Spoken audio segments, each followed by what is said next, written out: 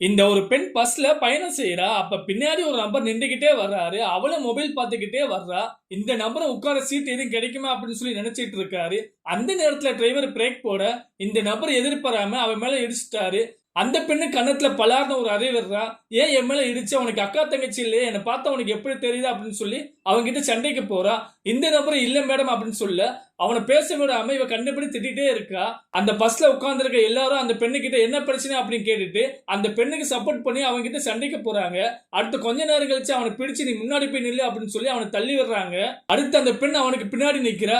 இவரு அந்த பெண்ணுக்கு முன்னாடி நிக்கிறாரு. கொஞ்ச நேரம் கழிச்சு அந்த பெண் மொபைல் யூஸ் பண்ணிட்டு சிரிச்சுட்டே வர்றா. அந்த நேரத்துல சிரிச்சபடியே என்ன செய்யறானா அவன் மேல மோதிட்டா. இந்த நபர் டக்குன்னு என்ன செய்யறானா அவளுடைய கன்னத்துல ஒரு அறை விடுறாரு.